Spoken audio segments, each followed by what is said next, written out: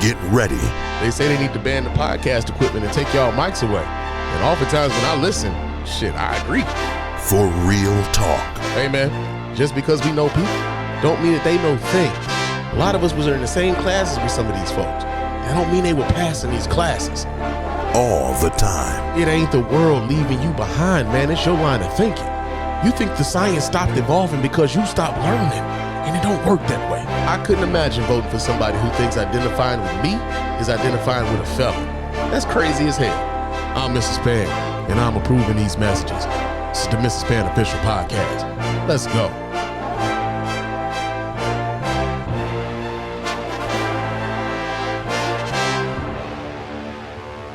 Yo, what's going on, everybody? Welcome to the Mr. Spann Official Podcast. I am your host, Mr. Spann. This is episode number 55 of the show, man. 55. We were just on the mic last night, right? But of course, y'all ain't got last night's episode. Shit, y'all ain't got that one yet. Yeah, man, I was having some issues with my mixer over here, and like all of the audio that I did last night, I have to re-record that stuff. So I'm going to get that to you guys tonight. But yeah, man, that's the reason why. Well, you're going to get that episode. But yeah, I was like, oh my God, man, the entire episode, I ran my mouth all that time and it was like not recording at all. So I got to do something different in order for me to get it up out to you guys. But hopefully we can retrieve that audio, and you guys will be getting at least 2 shows this week, man. At least. God damn! I know it's a lot. You know, you don't really expect that many from your boy. You know what I'm saying? But I told y'all. Well, y'all ain't heard that yet. Y'all ain't heard that one yet. But I was saying, you know, with the way things are going on in my job and shit, I might have a little bit more time to do this here. Right? So, yeah, man, we got that going on. But before we get into everything that we're going to talk about tonight, of course, I got to remind you guys how to get in touch with us over here at the Mr. Spann Official Podcast and let your voice be heard.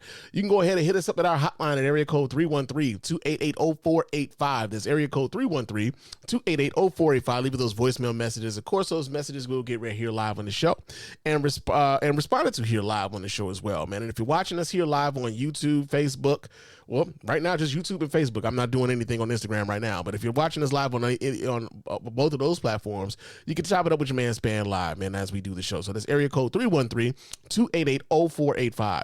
You can also email us here at feedback@thespannreport.com. That's feedback@thespannreport.com. Go ahead, leave us those emails. And, of course, those emails will get right here and reply to here live as well.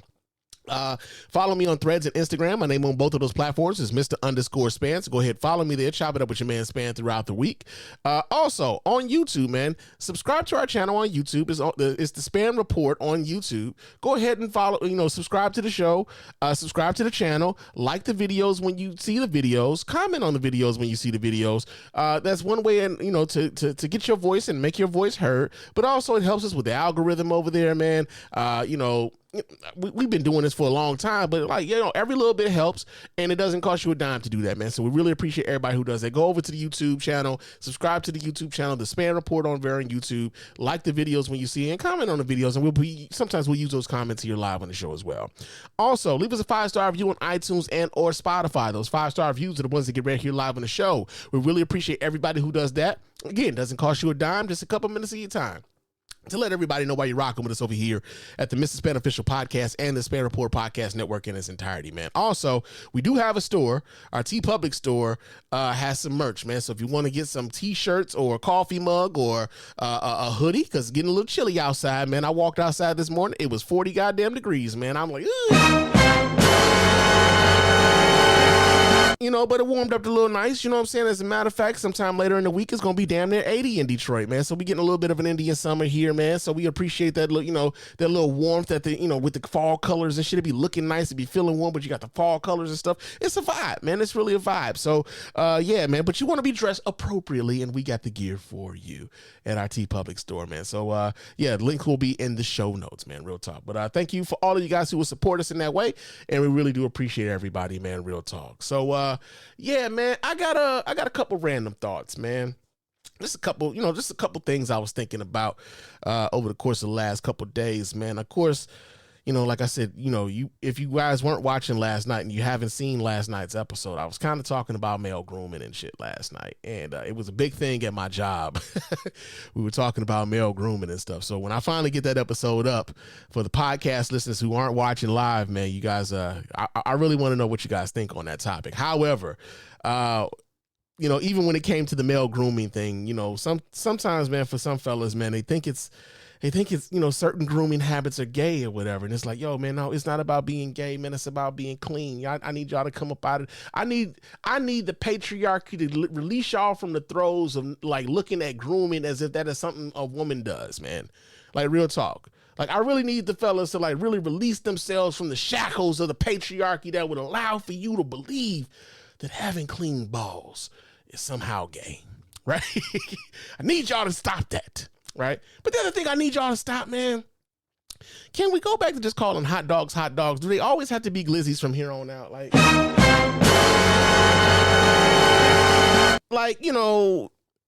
does it have to be that, man? Like, I don't mind just like, yo, man, could you pass me that sausage over there, And also, could you niggas stop saying pause after every goddamn thing, man? Like, it's not like, we grown men, bro. Like, everybody I know, especially, this is probably something that, it's probably just a subject of, the people that I work with, you know what I'm saying? But yo, man, every last one of us is at least 30, bro. Like, I expect to hear like one of my teenage, like younger cousins or like one of my nephews or somebody else like that talking like, but man, you are 50. Nigga, you're 50. Why are you saying pause after everything you say, bro? We know you're not gay, man. Why do you feel the need to do that? Like, could we stop that, please? It's redundant. I'm a little tired of it. I am. I'm a little tired of it. Also, another thing I was thinking about, man. For those of you who have ever driven in the city of Detroit, just a public service announcement, real talk. Just a public service announcement. I'm not sure if you're aware that here in Detroit, red lights are not necessarily the law, but that's kind of a suggestion, Niggas. Yeah, man, it's just kind of a suggestion, man. Like, niggas will they'll pull up to a red light, look both ways, and then they will keep going. They were like, man, fuck that. I'm not sitting here, and they will keep fucking going. As a matter of fact, they will get mad at you for sitting at the light. Like, nigga, what is wrong with you, nigga? You know where you at? We on MLK, nigga. Don't shit good happen on MLK Boulevard, man. Real talk. It's also kind of funny too how like in Detroit, Martin Luther King doesn't go like, it's not like it runs east and west, but it doesn't go all the way through east and west, man. Once you get to a certain point on Martin Luther King, that shit turns into Mac once you get to the east side, man. So yeah, that's crazy. But yeah, a couple random thoughts, man. I'm just like, something I felt like I would share with the fam.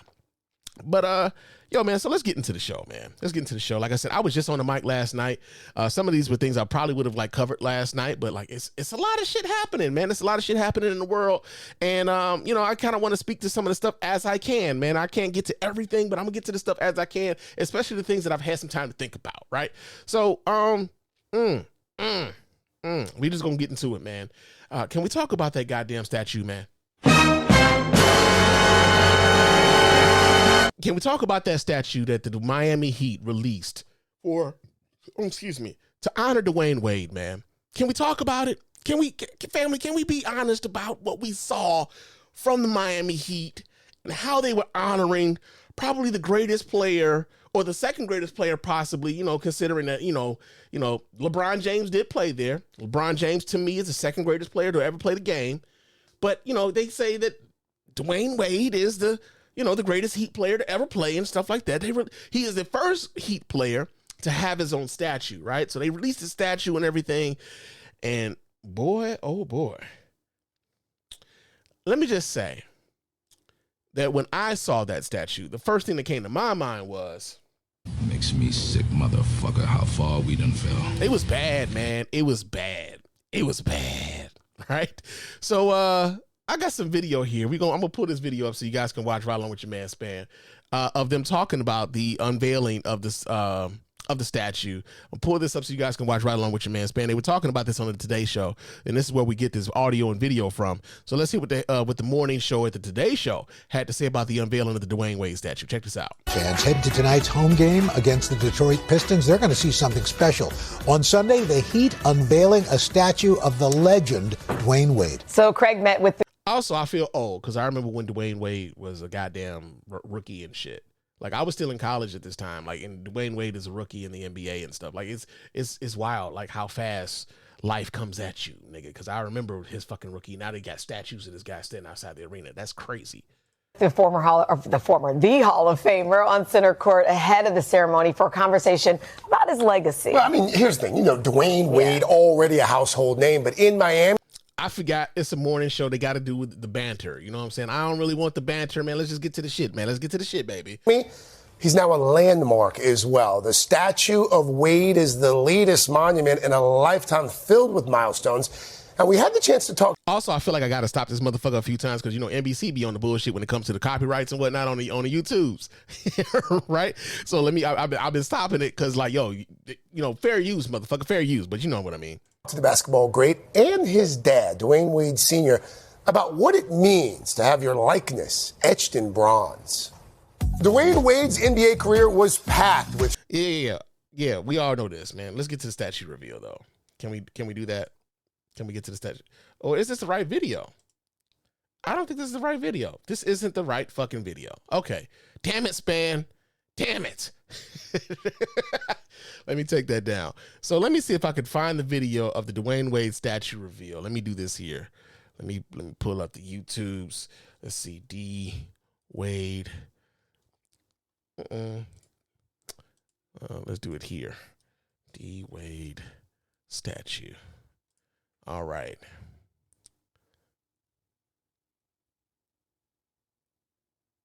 Okay, so this is the local affiliate in Miami. So we're going to pull this one up. Hold on here. Let me do this. We're going to pull this one up. Let me take this down. And, yeah, we're going to add this one to the screen. So let me do this. Bam. All right. Let's see what they're talking about here in Miami. Welcome back. It certainly is a special day for the Miami Heat, honoring a legend. Dwayne Wade receiving the highest honor the Heat can possibly give. And our Local 10 sports director, Will Manso, joins us live from the Kaseya Center. Will, we're so excited to see this unveiling. Yeah, the unveiling just finishing up right now. You hear the ovation. Let's take you up to the stage to see Dwayne Wade up on the stage right now, giving his love to the organization, the city of Miami. And in the background, you see that statue that was unveiled a little after 6 o'clock. It's the classic "This is my house" pose, the classic pose of Wade after making a game. Now, y'all see that? Y'all see that? Does that look anything? Does that look anything like fucking Dwayne Wade, man? That does not look like Dwayne Wade in any way, shape, form, or fashion. I am sorry. That shit does not look like my man's. As a matter of fact, it's looking very fucking Nipsey Russell-ish around here, man. My man, he looking like the Tin Man off The Wiz right now. And for those of you who may not necessarily believe me, let me stop sharing this and let me pull up Nipsey Russell. Let me pull up Nipsey Russell so you guys can understand what this shit looks like to me. Hold on a second. I had this shit saved. Where is that damn tab? Where is my tab? Jesus Christ, man. You were supposed to have this ready. Okay, let me do this. Let me do this right here real quick. D. Wade Nipsey Russell. Okay, images. Nope, that ain't it either. Jesus Christ. Tin Man.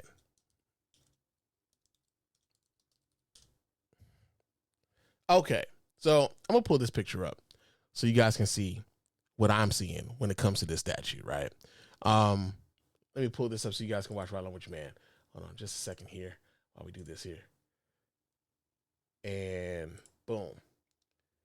Does that not look like this damn statue? I'm gonna switch the picture. Okay. Boom. Boom. What y'all think, fam? What y'all think? I'm thinking he look a little Nipsey Russell to me. It looks a little Nipsey Russell to me, man. Like, that does not look like Dwayne Wade. I'm sorry, right? Now, one of the things that some folks were saying was like, yo, man, Spann, like, you got to understand, man, like, you know, a lot of times, man, it's hard to, like, get someone's likeness, you know, like, in bronze, right? It's hard for them to do that. And a lot of these folks don't look like themselves in the statues, right? So I did the thing. I'm like, okay, so let's see if there's anything to this. So I'm going to pull up a couple other pictures of some other statues to see what these statues look like. And you tell me, you guys be the judge of whether or not these statues look like their likeness, right? So this next picture I'm going to show you guys is a statue, excuse me, the statue of Kobe Bryant. Does this image look like Kobe Bryant to you guys as I pull this up? And if you're in the chat, let me know. Does this image look like Kobe Bryant to you? Anybody? Anybody? Y'all ain't gonna say nothing.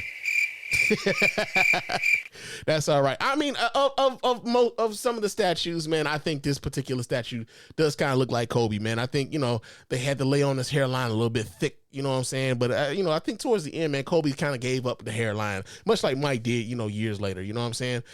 We got that one going on.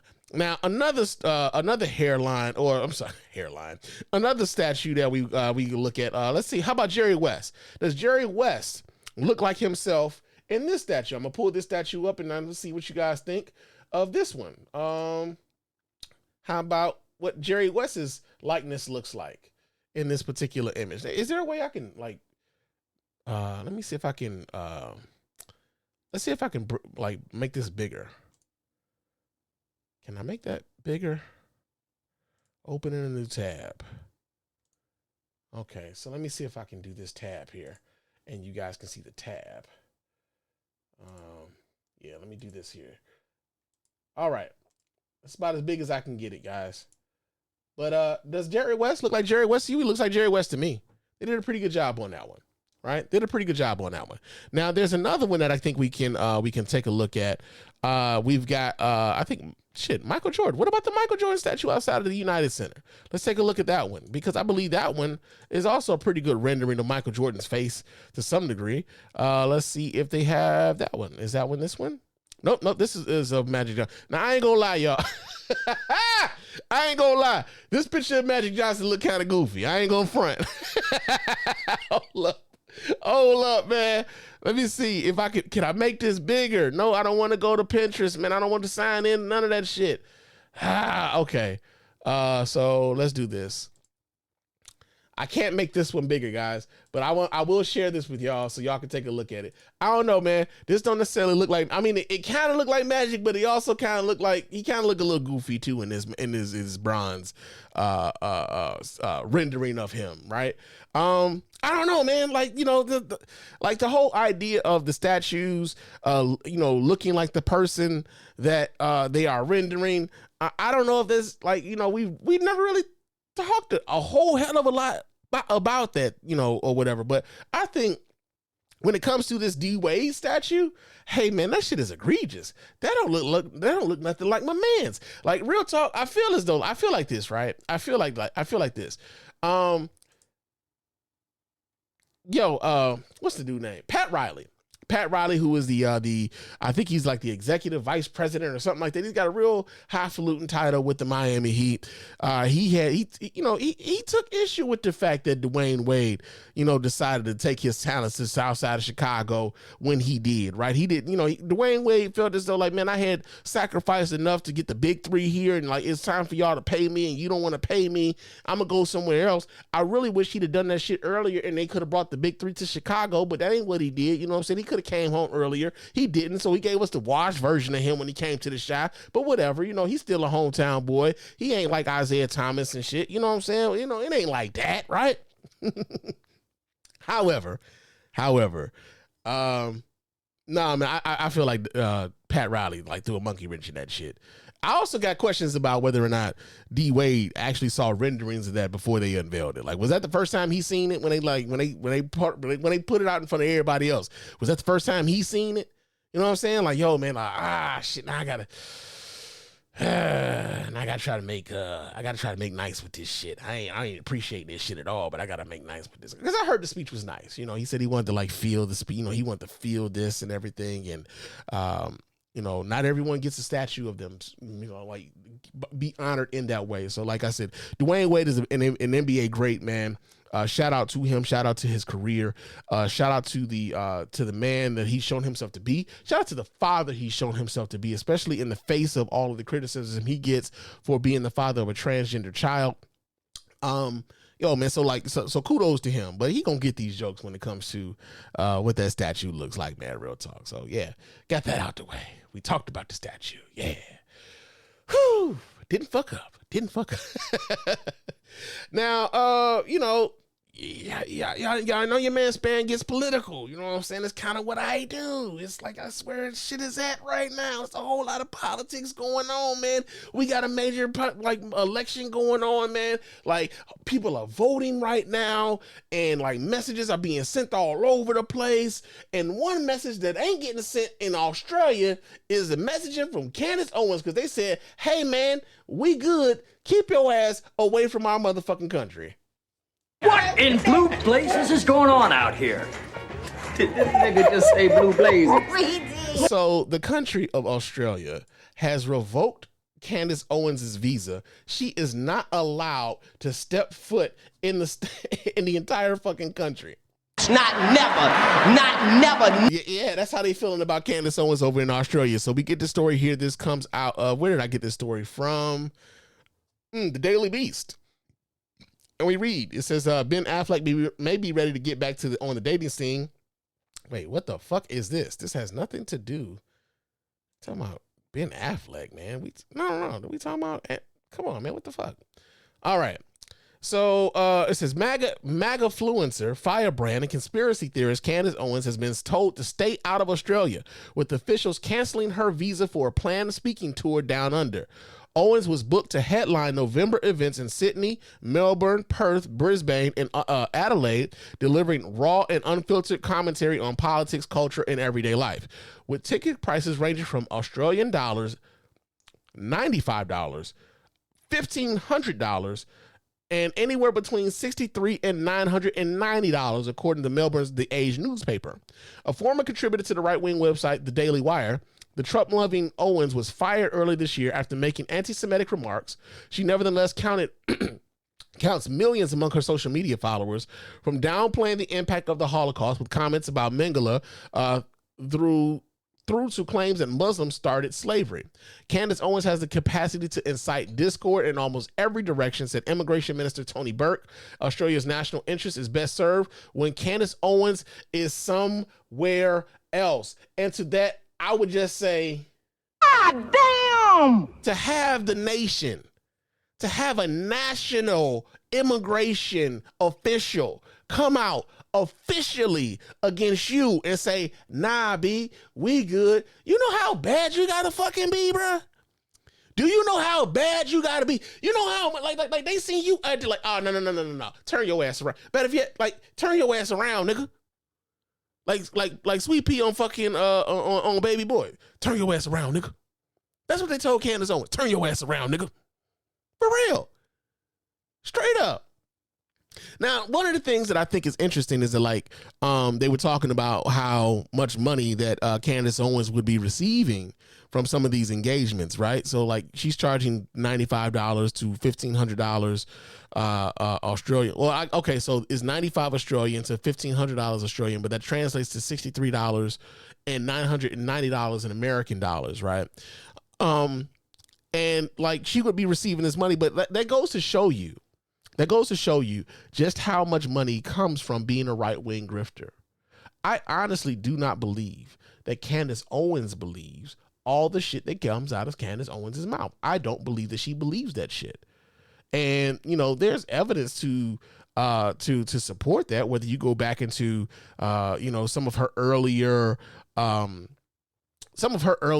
online presence, whether it was her docking people who were a part of the MAGA movement earlier on, whether it was, especially when it came to the Gamergate thing, whether it would be her accusing her school district of racial discrimination against her, and her going to the NAACP and having the NAACP advocate on her behalf, and she receiving a settlement from her school district because she asserted that her school district did not properly protect protect her against said racist attacks against her. So like, I don't necessarily believe that Candace Owens looks at what she says as the truth. I think that Candace Owens looks at what she says as a money grab. And there's again, we've talked about this on the Spann Report, and we've talked about this at length here on the Mrs. Spann Official Podcast. There's a lot of money to be made on the right wing. If you will be willing to be a black voice, willing to regurgitate white supremacist talking points. There's always money in that. There's always money in making white people feel comfortable in their racism. Always money in that. And so Candace Owens has figured out that, like, yo, man, like, shit, I can make more money over here just saying this shit. I don't necessarily have to believe it. I could even it's easy. It's easy money. Like, check it out, man. Like, there were people, and I've been doing this, this podcast thing, the YouTube thing. I've been doing it for a long time. And I guess my integrity in some ways has kind of kept me from doing certain shit that these, some of these other people are willing to do. Right. But I've watched people, and I've watched their channels, and I've watched them go from, having one, kind of, way of presenting who they are, and then flipping the script, and suddenly their channels take off. They're making, they become, much more financially viable when it comes to their content creation, because they've taken on a different, type of content production, right? I could name names. I could name names. I've watched how they flipped the script and how they present their shit. And, it's an easy grift, man. It's an easy grift. There's a shit ton of white folks who are looking for black folks to regurgitate some of their talking points to make them feel like, hey, I'm not as bad as they say I am, right? Because that's really what it's about. Even when it comes to Donald Trump, like a lot of the people who are comfortable with the way that Donald Trump speaks, who are comfortable with some of the rhetoric that Donald Trump spews, even some of the policies that Donald Trump advocates for, they're comfortable with that, but they're not comfortable with being named a racist. They're not comfortable with that. So it's very interesting that, like, here in America, we are now dealing with a lot of folks who, like, we all get our news. We all get our news from different sources now. And now we can silo ourselves off into our our political echo chambers, and we don't have to take in any other information from anywhere else. We don't have to do it. We really don't. And so that leads me to our next story, right? So over the course of the weekend, there were two major newspapers who, for whatever reason, declined to endorse any presidential candidate for this presidential cycle. MAGA! Yeah, and here's the rub, though.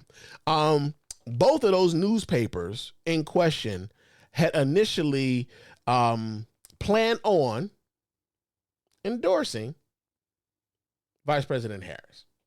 God damn! Yeah. So we get this story here. Let me pull this Daily Beast story down. But we get this story. This comes out of, where are we? Okay, so we get the story here. This comes out of the Associated Press. And the Associated Press says the Washington Post becomes the second major U.S. newspaper this week to not endorse a presidential candidate. It says less than 2 weeks before Election Day, the Washington Post said Friday that it would not endorse a candidate for president in this year's tightly contested race and would avoid doing so in the future. A decision immediately condemned by a former executive editor by one of the current publisher, a decision immediately condemned by a former executive editor, but one that the current publisher insisted was consistent with the values the Post has always stood for. In an article posted on the front of its website, the Post, reporting on its own inner workings, also quoted unidentified sources within the publication as saying that an endorsement of Kamala Harris over Donald Trump had been written but not published. Those sources told the Post reporters that the company's owner, billionaire Jeff Bezos, made the decision. That's the dumbest thing I've ever heard in my life. No wonder you get D's and everything. Yeah, it says the Post publisher Will Lewis wrote in a column that the decision was actually a return to a tradition the paper had years ago of not endorsing candidates. He said it reflected the paper's faith in our readers' ability to make up their own minds. We recognize this will be read in a range of ways, including a tacit endorsement of one candidate, or as a condemnation of another, or as an abdication of responsibility. That is inevitable, Lewis wrote. We don't see it that way. We see it as consistent with the values of the Post, the Post has always stood for, and that we hope for in a leader, character, and courage in service to the American ethic, veneration for the rule of law, and respect for human freedom in all its aspects. Okay, so here's the rub. Okay, here's the rub, and here's the bullshit. They could say, and they would say, that this is a return to their values from years ago. Despite the fact that the Washington Post has been endorsing candidates for more than 36 years, right? 36 years. One would wonder why in this particular year they would decide to no longer endorse presidential candidates. Also, well, we know that the endorsement that was supposed to come out of the Washington Post was going to be one of Kamala Harris.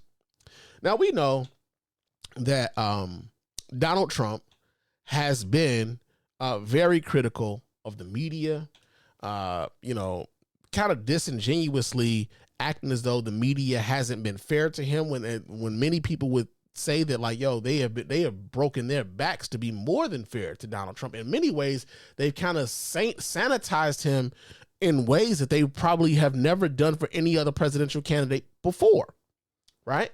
Donald Trump says a lot of crazy shit in some kind of way. Remember, we were talking about this a couple weeks ago. Donald Trump is one of the few presidential candidates, one of the few people real talk, and real presidential candidates who, whenever he goes out and he says some shit, there is a bunch of people who have to go out and clean up the shit that he said, only for Donald Trump to come back and say, nah, I meant that shit the first time, right?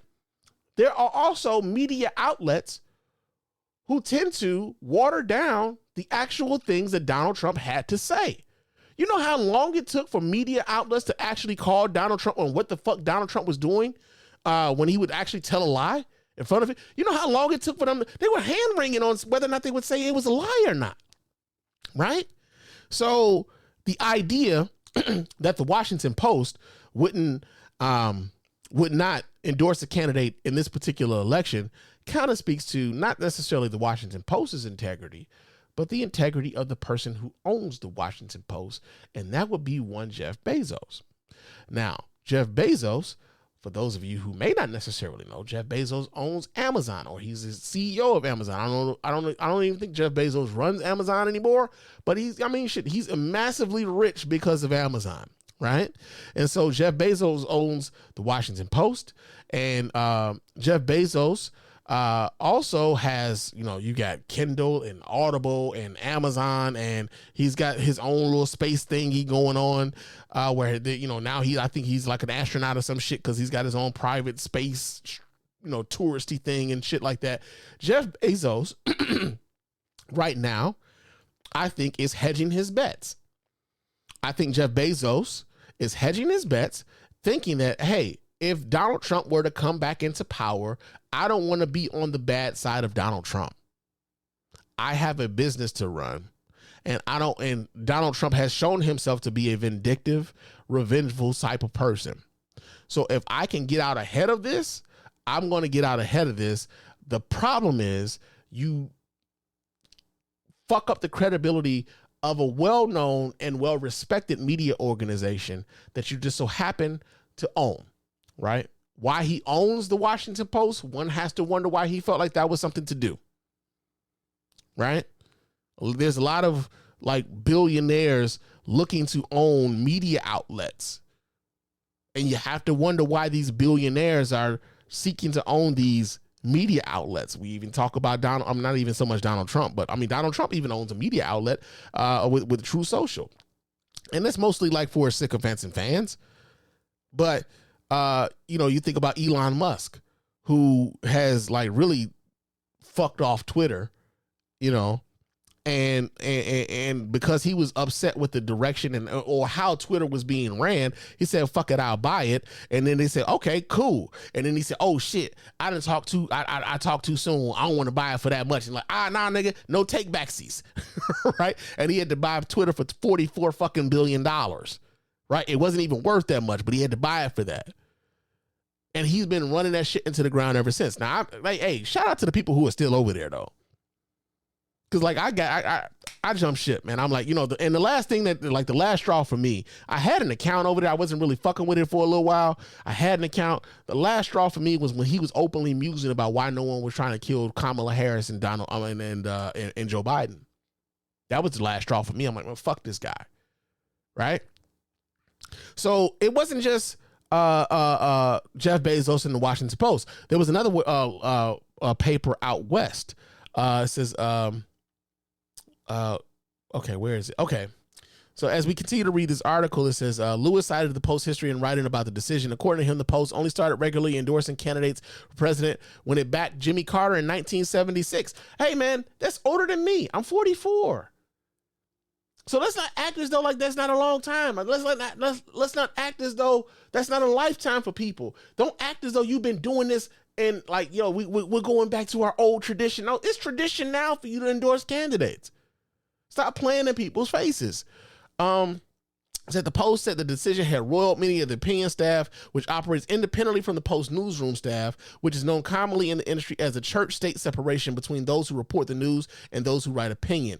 The Post move comes the same week that the Los Angeles Times announced a similar decision, which triggered the resignations of its editorial page editor and 2 other members of the editorial board.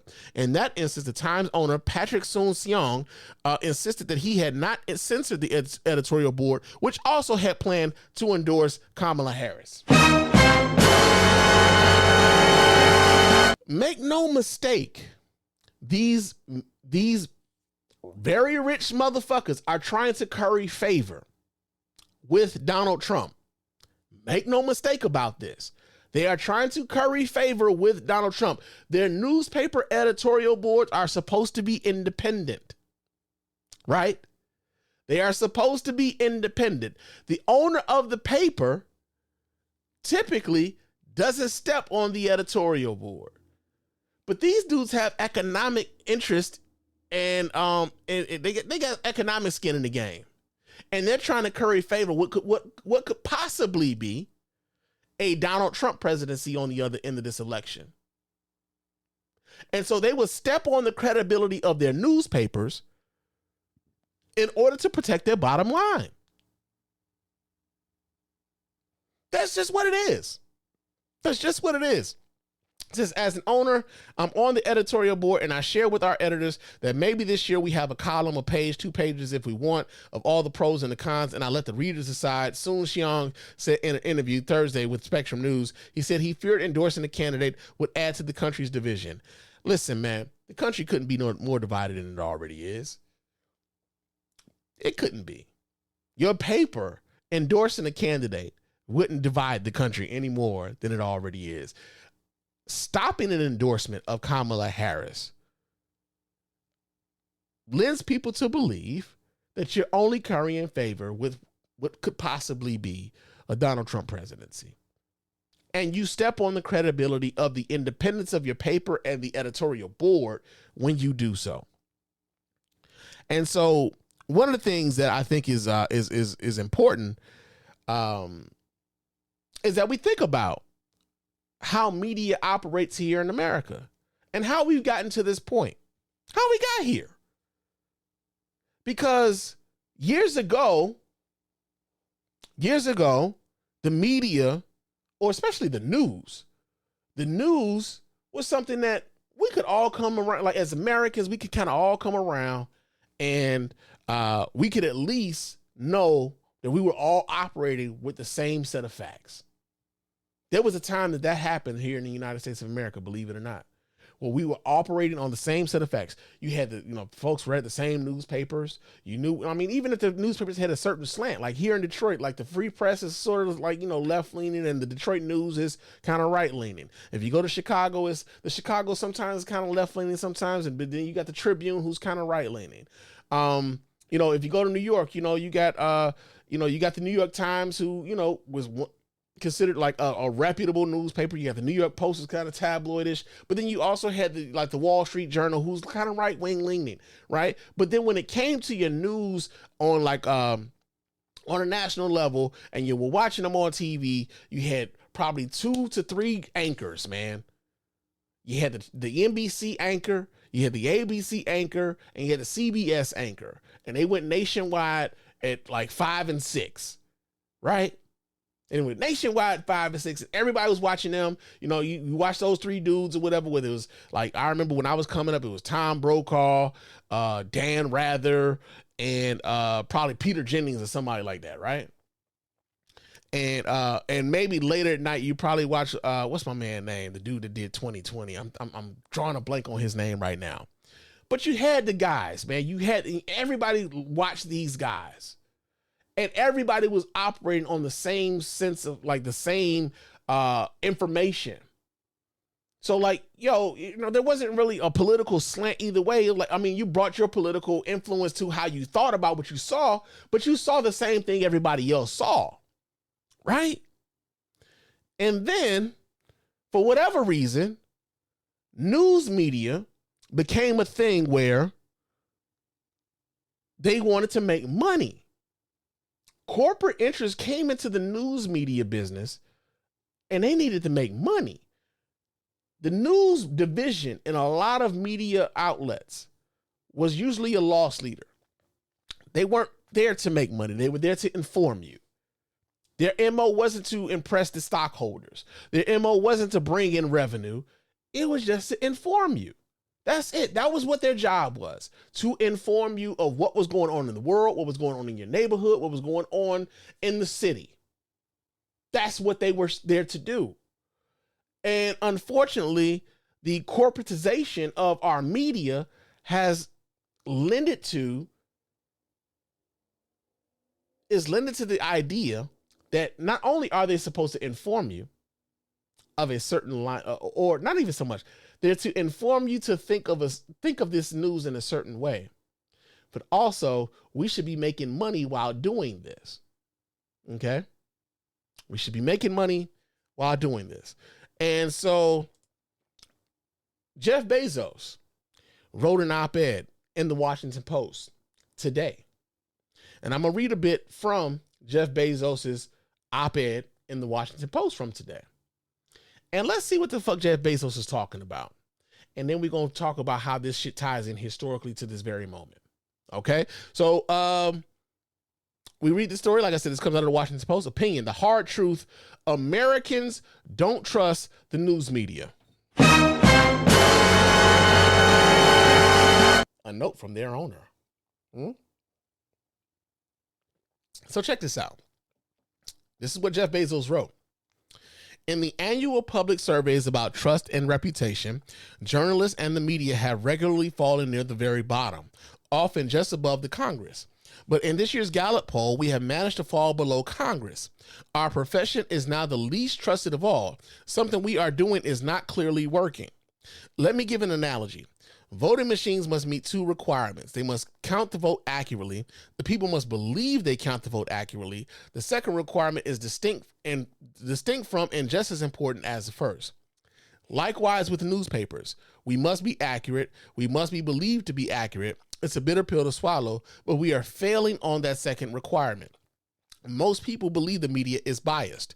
Anyone who doesn't see this is paying scant attention to reality, and those who fight reality lose. Reality is an undefeated champion.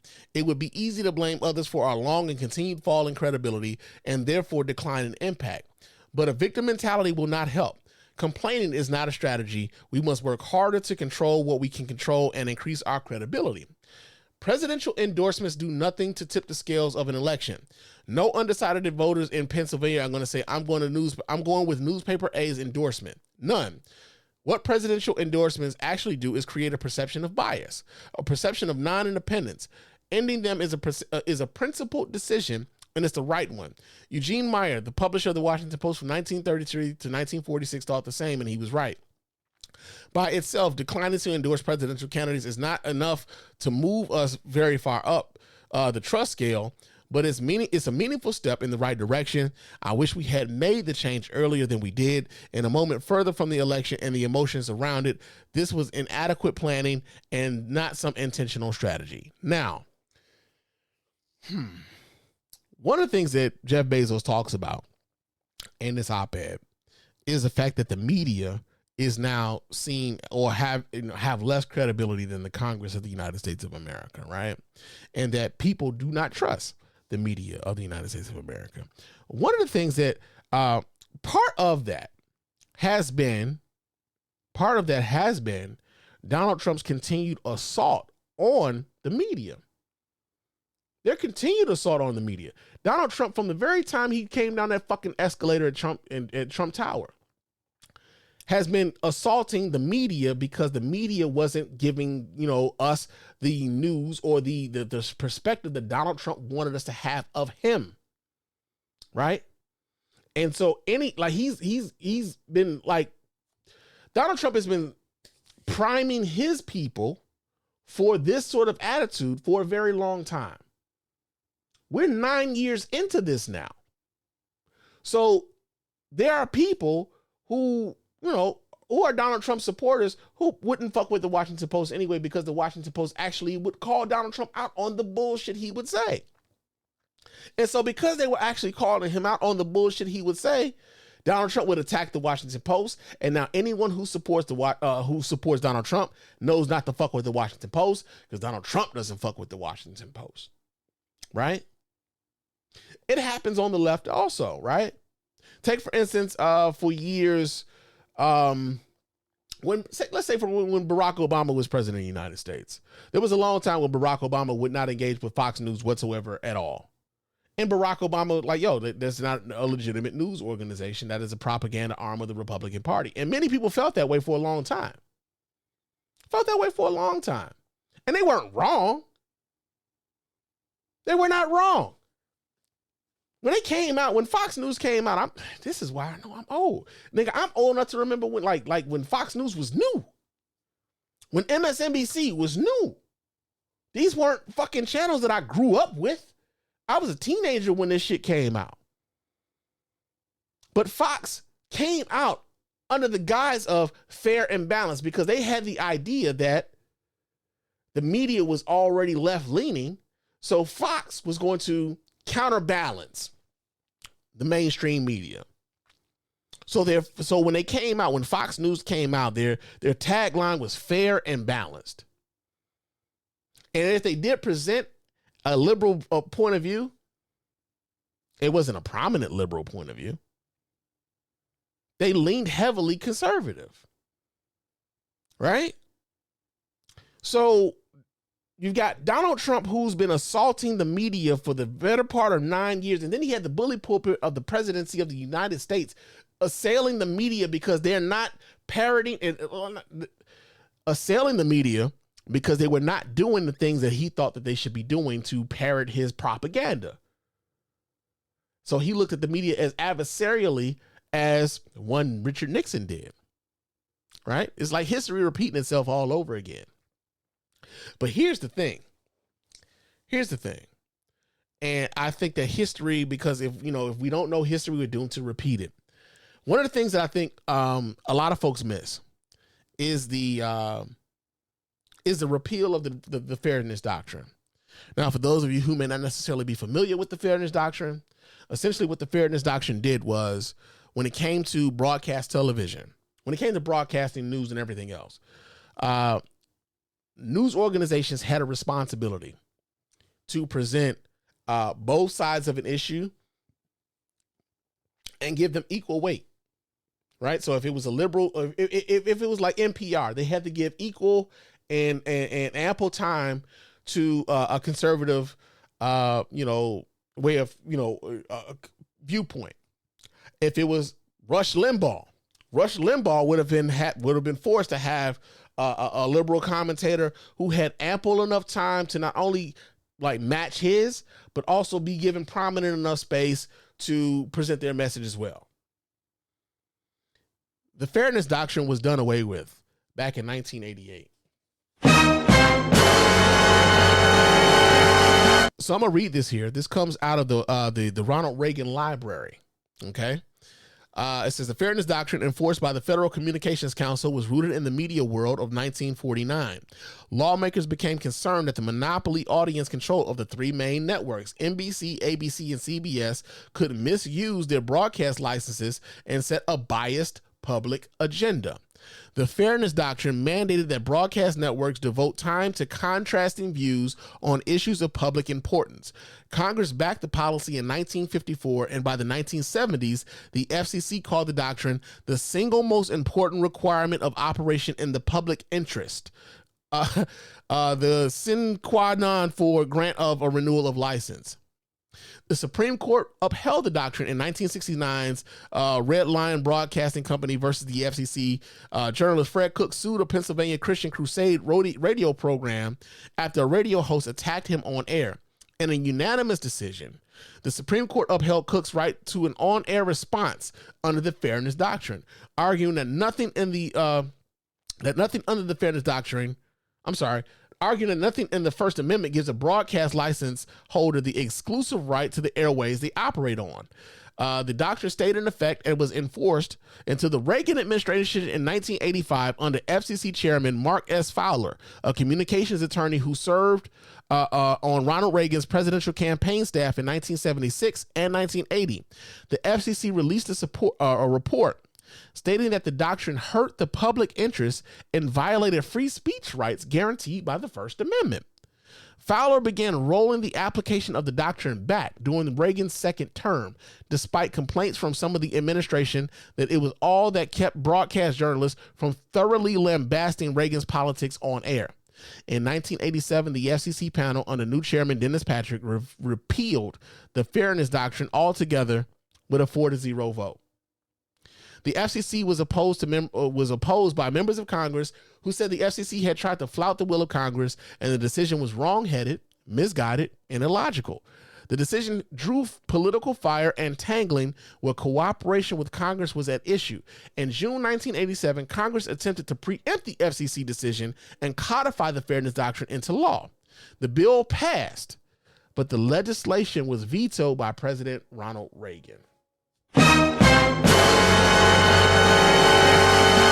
So when the Fairness Doctrine was repealed in 1987, 1988, 1987, when the Fairness Doctrine was repealed, that is what led to that's what opened up the floodgates to operations like MSNBC, Fox News, News Nation, Newsmax, OAN, and all of these other, politically leaning major broadcast networks, right?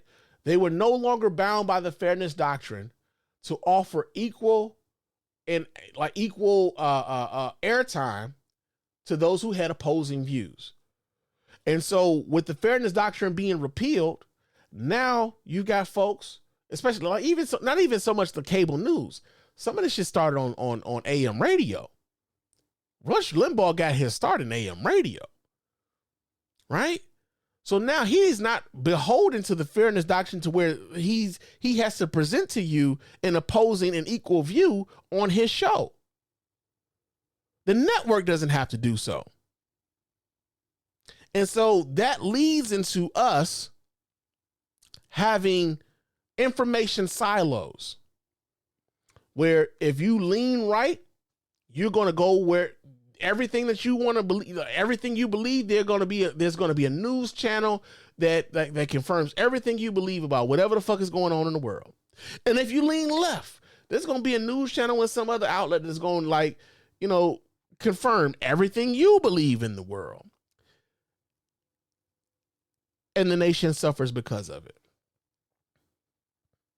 So when Jeff Bezos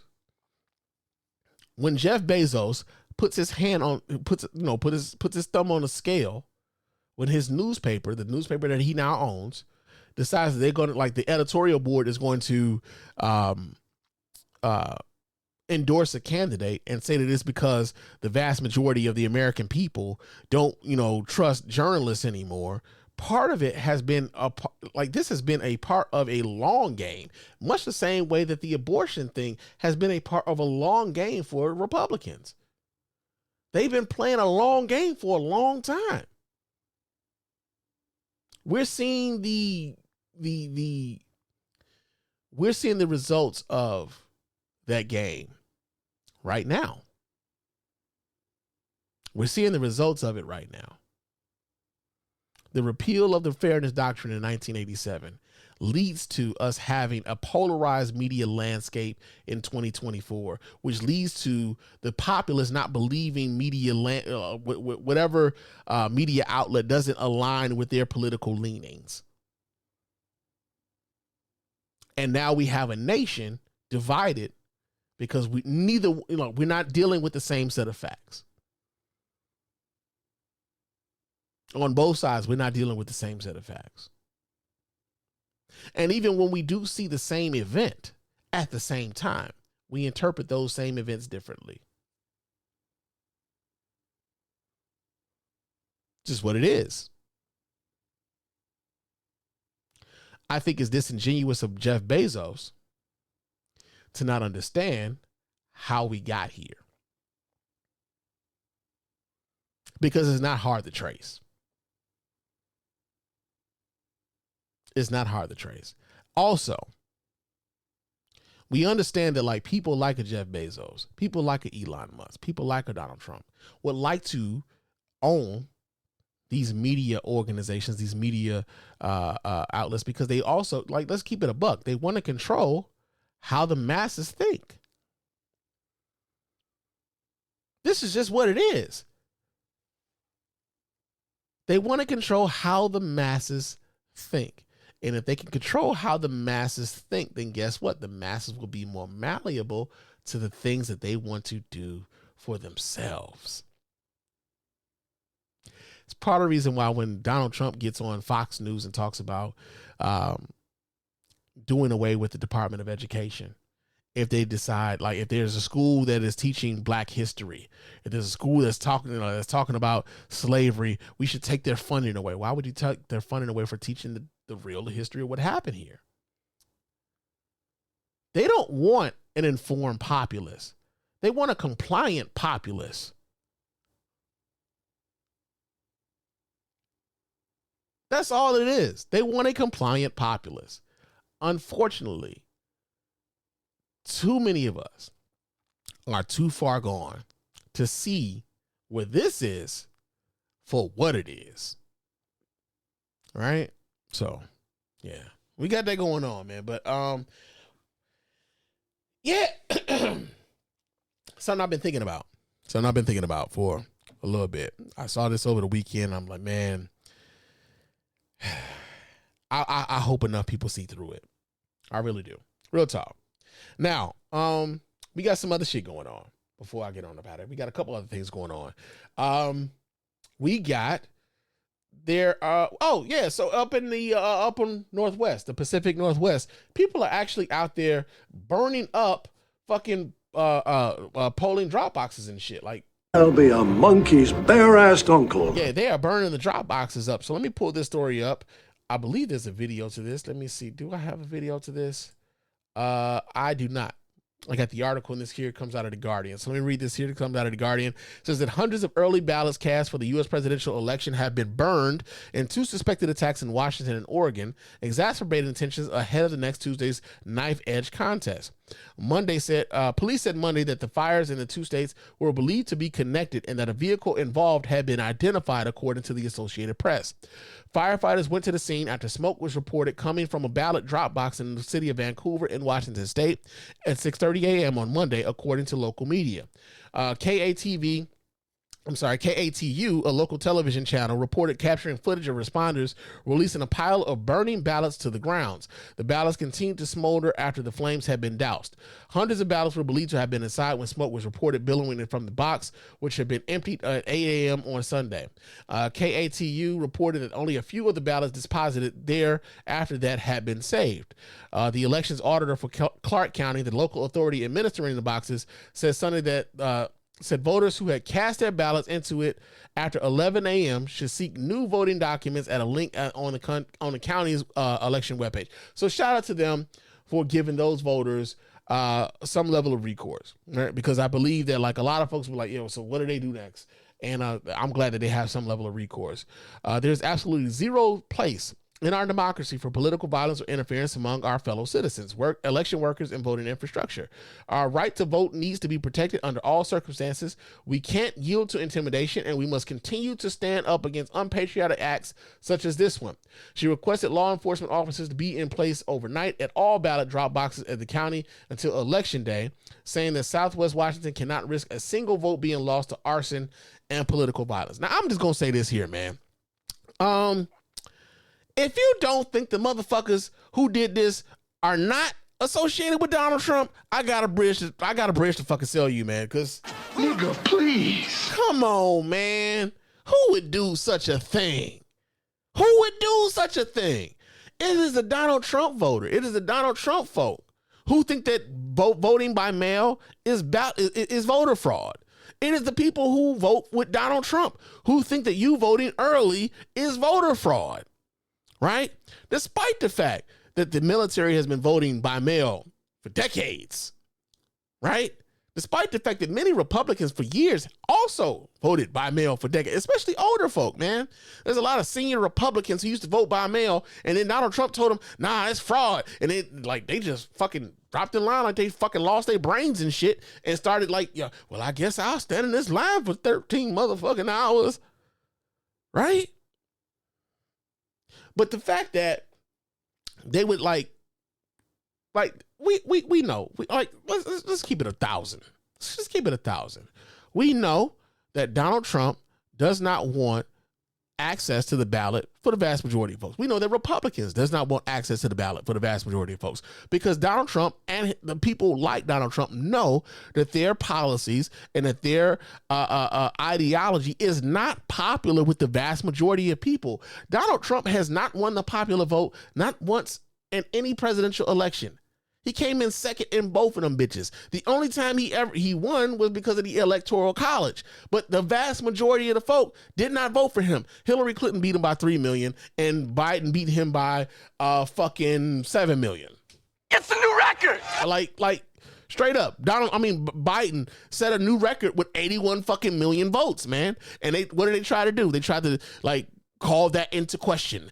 No one, they said that Joe Biden was in his basement and all these other things. And they had they could not fathom that, hey, y'all were in the minority the first time. Y'all are in the minority this time. Probably and more than likely are going to be the minority this time as well in 2024. So that's where the whole idea of the voter fraud even comes up. Let's keep it a buck. Let's break it all the way down when it comes to this voter fraud bullshit that Donald Trump supporters tend to believe. Let's break it all the way down. Back in 2020, when we were dealing with the COVID vaccine, when we were dealing with the COVID pandemic, because we were dealing with the pandemic and health officials were telling us, hey, man, we don't need large groups of people gathered together, spreading the disease to each other, possibly killing sensitive folks people who may be sensitive or have compromised immune systems. We need to make it available for folk to be able to vote, but also make it safe for them to do so. So they opened up mail-in balloting to the vast majority of folks. A lot of times, man, before COVID, you had to have a reason to put yourself on the absentee ballot list. You had to be like, hey, I'm going to be out of town. I'm going to be out of the country or something like that. I'm in the military. I'm going to be out of the country, on a deployment or something like that. You had to have a reason. Now it's no, you don't have to have a reason. Hey, go ahead, put yourself on the list, send yourself a ballot, and then you can mail your ballot in. And Donald Trump said, that's fraudulent. Because Donald Trump knew that the more people, Republicans knew that the more people had access to the ballot, the less likely they would have a chance to winning. This is why they try to close polling places. This is why they try to make voter ID laws a thing. This is why they try to make it harder for people to have access to the ballot. This is why they're going like you got Republican operatives in many states in the South who are trying to get people booted off of the voting rolls and challenging their right to vote, even if they've never met this person, don't even know who the fuck this person is, but they're submitting these names to the clerks and trying to get these people booted off the ballot because they do not want people to have access. Right? You don't want them to have access. So what they did was they said, well, it's fraudulent. And here's what they're going to do. They said the Democrats are planning to steal it. But what was happening was this. You had many state legislatures all across the country controlled by Republicans who refused to allow states to count those ballots as they came in. Right? So you voted by mail, you submitted your you did your voting, you voted, you submitted your ballot, you submitted it to your clerk, and that ballot sat there until election day. It was not processed when they finally received it in the office. That ballot sat there until election day. And because Donald Trump went and told all of his voters, he said, hey, listen, y'all need to go to the ballot box. Y'all need to go on election day. Don't vote by mail. It's fraudulent. Don't vote by mail. It's fraudulent. Vote on election day. Right? And your ballot is sitting there at the clerk's office. Hadn't been counted yet. Can't be counted because the legislature wouldn't allow for them to count them yet. So Donald Trump goes, he's going by the election day count. He might be up. Right? Because Republicans at that time were not heeding the public health warnings by the fucking authorities, or better, the experts. I wouldn't even say the authorities. The experts, they weren't following that shit.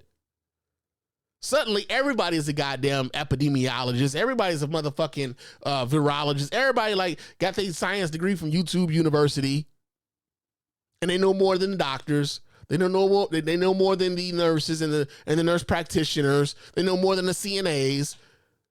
They know more than the residents. So they go and they vote in person, right? You see even people now tell you, if you're gonna vote, you need to go vote in person. Why, motherfucker? It counts the same way.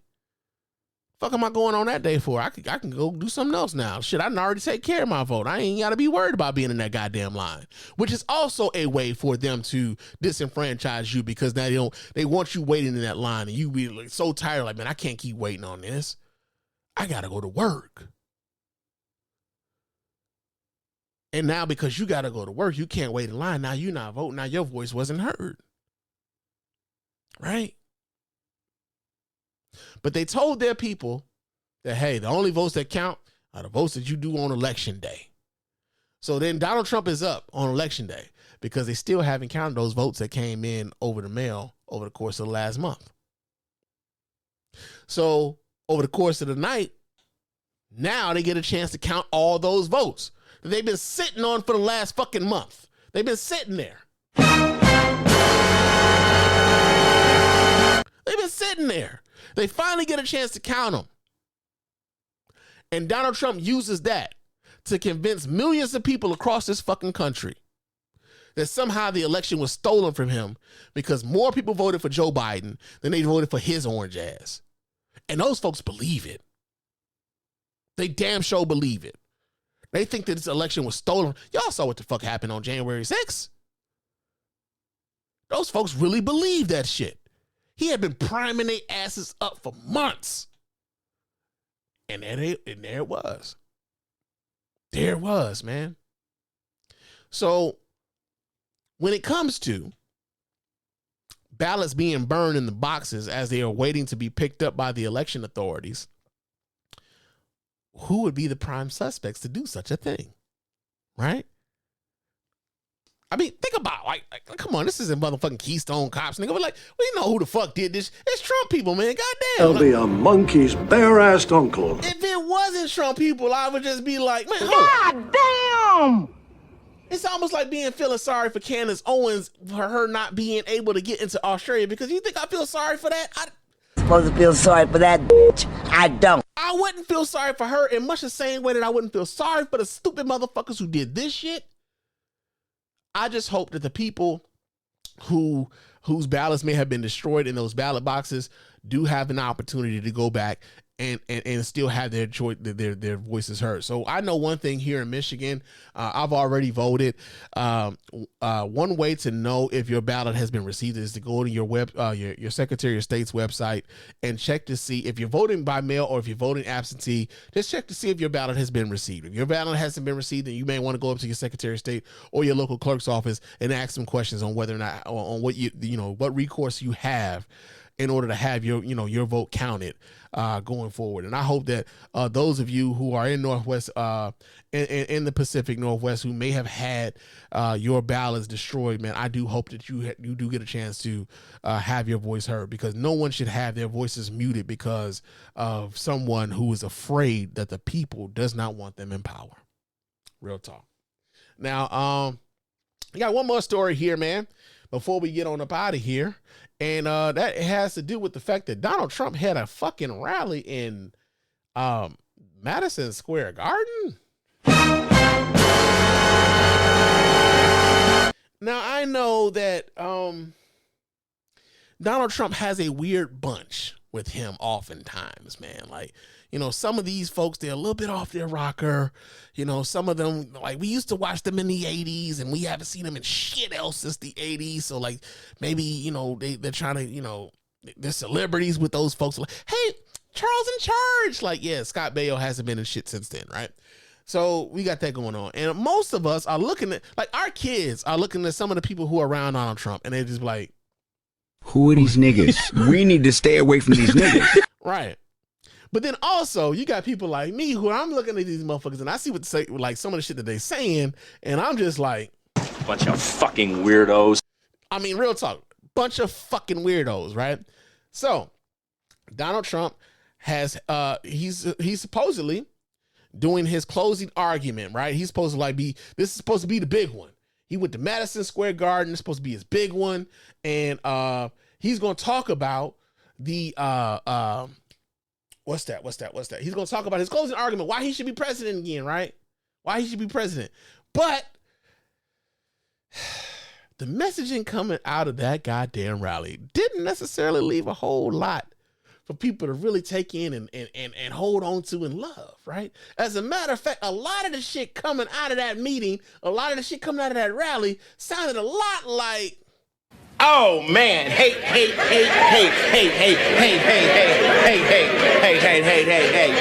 Sound like a lot of hate. So we're going to pull this video up so you guys can watch right along with your man Spann. Let's see what the fuck they was talking about at the Donald Trump rally. Because not only that, Kamala Harris told us to watch. She's like, I invite you guys to watch the Donald Trump rally, see what the fuck this nigga talking about.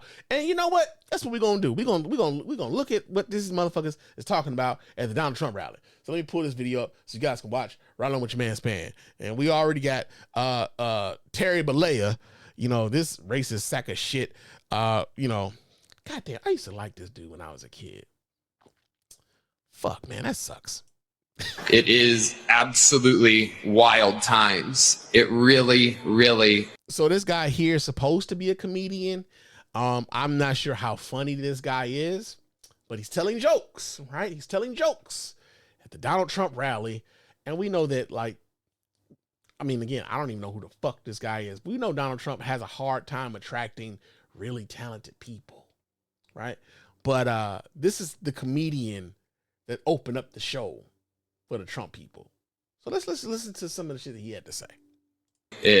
And there's a lot going on. Like, I don't know if you guys know this, but there's literally a floating island of garbage in the middle of the ocean right now. Yeah. I think it's called Puerto Rico. Okay. All right. MAGA! He said that shit. He said that shit in New York. That's almost like Donald Trump talking shit about Detroit in Detroit. Like, shut up. Shut the fuck up. Damn. Enough. Boy, I've been sick to my fucking stomach watching you imbeciles type things. Stop typing. You niggas are stupid. I kind of feel as though if Donald Trump could, if he could, this entire rally, Donald Trump would be on some shit like this. Just delete all that shit. Delete all that shit. Not playing with you, Peggy. I'm not playing with you, Peggy. Straight up. If Donald Trump could, he probably would, but he can't, so he ain't. So there we go. Okay. We're getting there. Again, normally I don't follow the national anthem, everybody. This isn't exactly a perfect comedy setup. There's some people here. All right. Very good. It's absolutely wild to see. And in Texas, stuff is really, really crazy. We're right there by a wide open border. Where are my proud Latinos at tonight? You guys see what I mean? It's wide open. There's so many of them. It's absolutely incredible. Imagine going to a Donald Trump rally and support a Donald Trump only to be insulted to your motherfucking face. Like, but I'm supposed to feel sorry for that bitch. I don't. Because I don't. Believe it or not, people, I welcome migrants to the United States of America with open arms. And by open arms, I mean like this. He's waving them off. He's waving them off. 10 days from now to look in the eye to America with a straight. And this is Tucker Carlson's smarmy, goofy, fuck ass, punk ass, bitch ass, punk ass, slinky ass shit. I hate this dude. I do. Straight face. It's going to be pretty hard to look at us and say, you know what? Kamala Harris, she got 85 million votes because she's just so impressive. As the first Samoan, Malaysian, low IQ, former California prosecutor ever to be elected president, it was just a groundswell of popular support. And anyone who thinks otherwise is just a freak or a criminal. Hey, think about this for a second, though, right? He can't fathom Kamala Harris getting 85 million votes, and he's trying to mock her racial background and everything else. But they don't understand that even when it came to Joe Biden wasn't many people's first fucking choice. However, Donald Trump is just that unpopular amongst the majority of the American electorate. The only reason that this is even close is because of the Electoral College. If this was a race where the Republican had to compete on ideas, and the Republican had to compete on ideas, and the popular vote was what determined who became president or not, Republicans would have moderated a hell of a long time ago. But because they don't have to do that, they lean on the fact that the Electoral College kind of handicaps the popular the popular choice of the people, and they have a lane in which to obtain power while not representing the vast majority of the American people. So fuck you, dude. Fuck you, man. And today, this is Donald Trump's house, brother.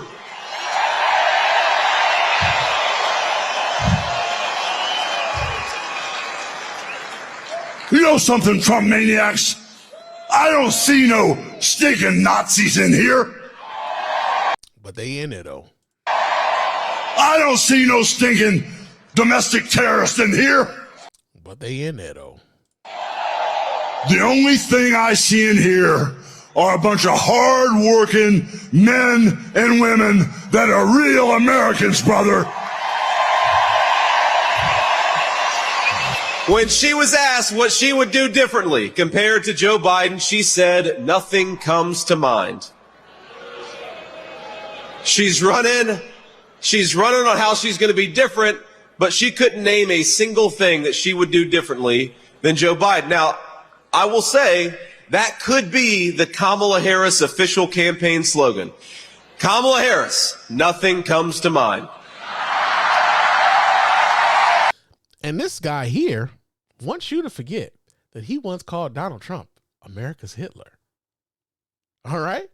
This is the guy who is running as his vice president. He wants them to forget, very much so, that he called Donald Trump America's Hitler. This guy has no he has no scruples at all. So, like, even if that is your attack, bro, you have no credibility because we know you are doing what is politically advantageous. We've seen you. We know who you are. You're a spineless, obsequious piece of shit. Okay? Let's keep it a buck.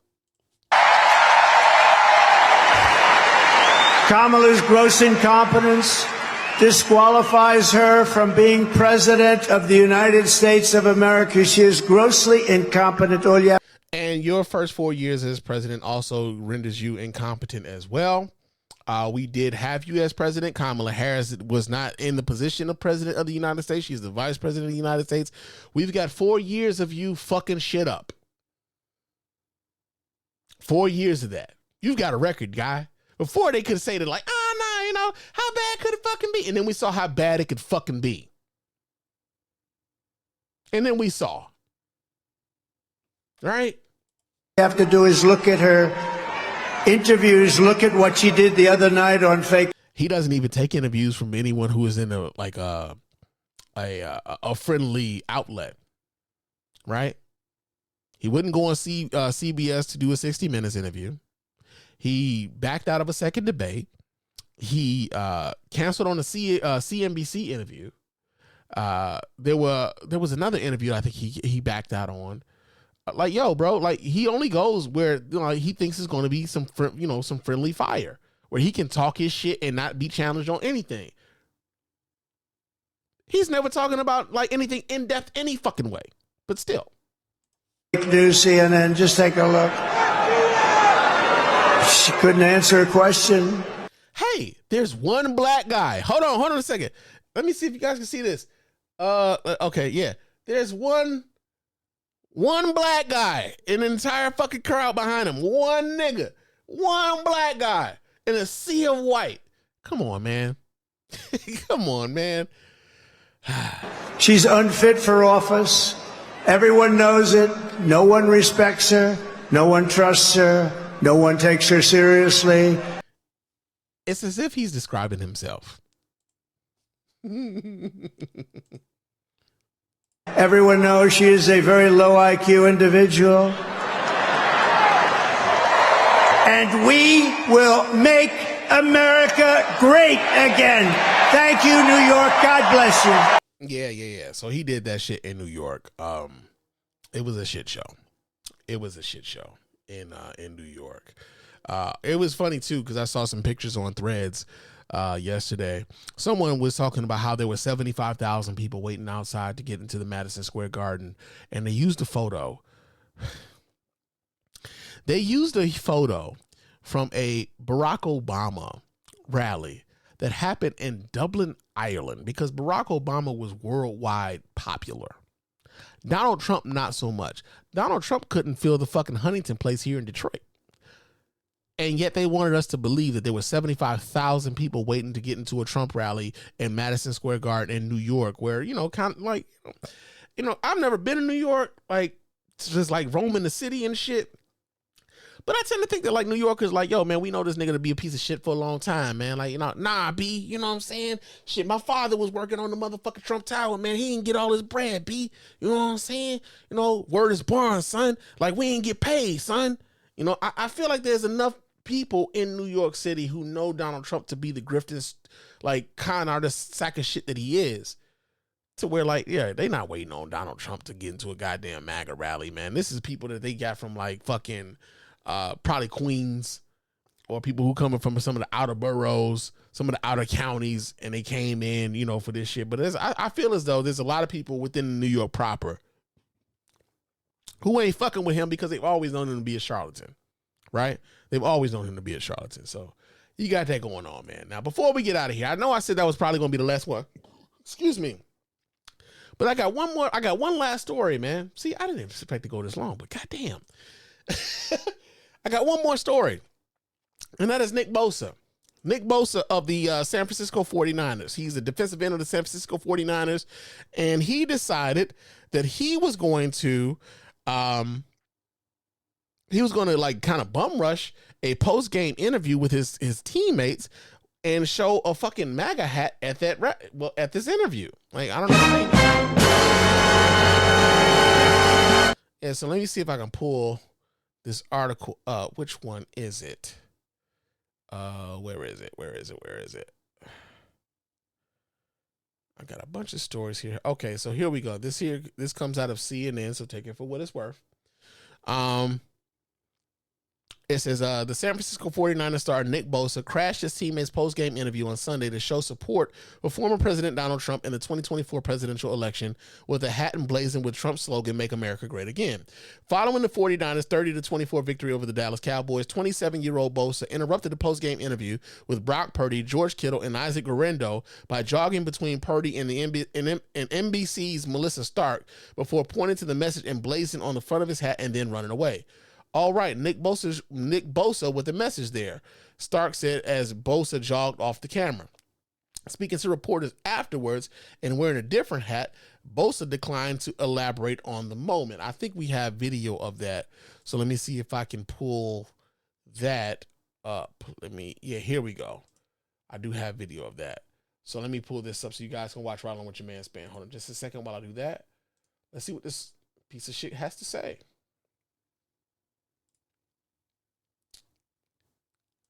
Not the hat you're currently wearing in the post game.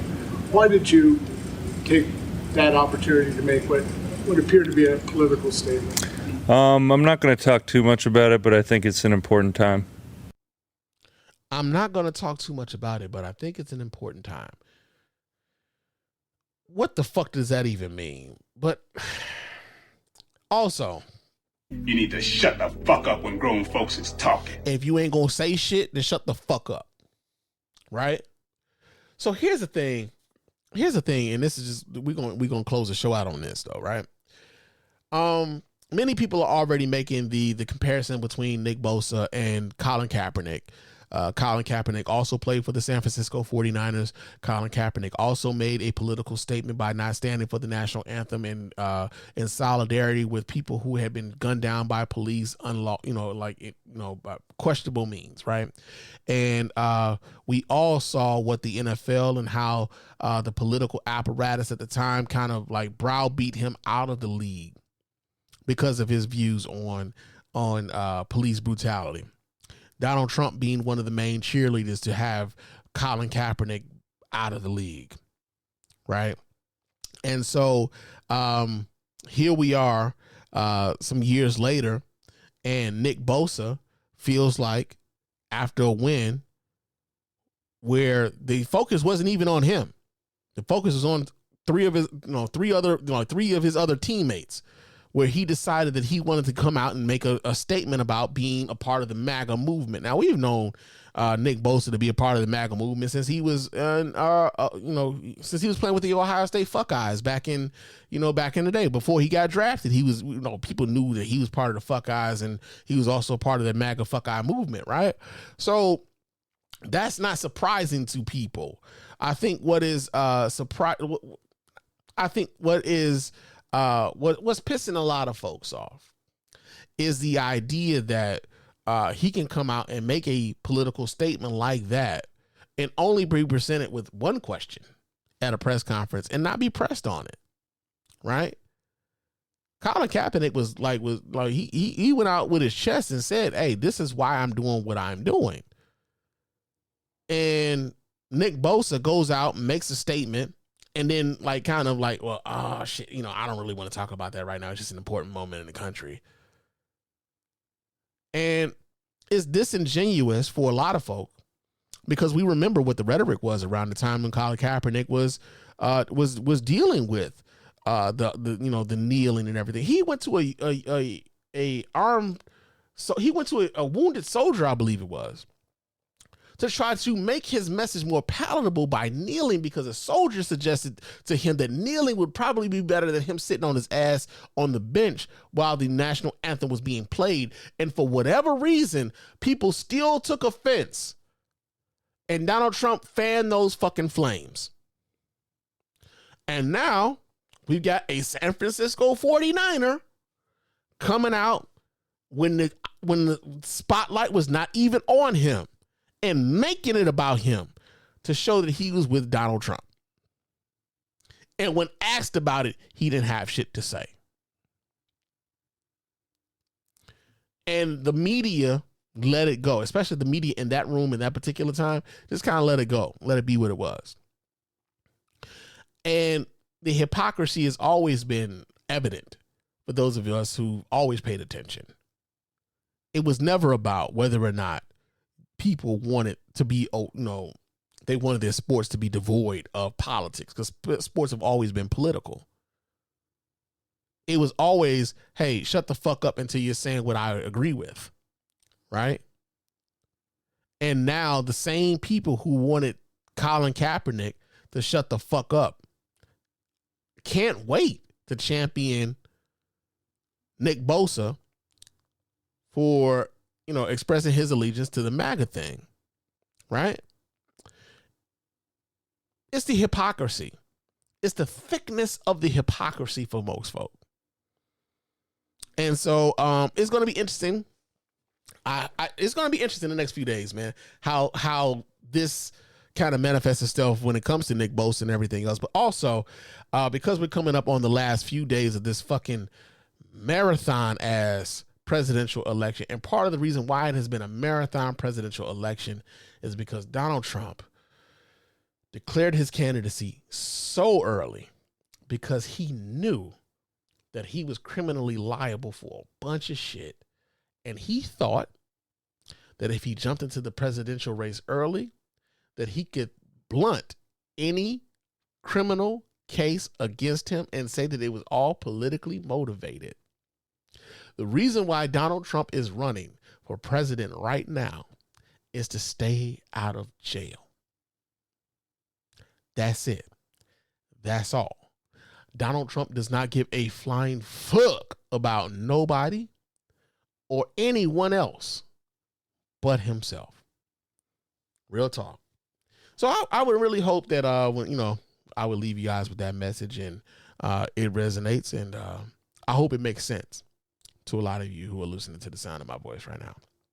But I've been running my mouth for a long time, so it's time for me to get on up out of here.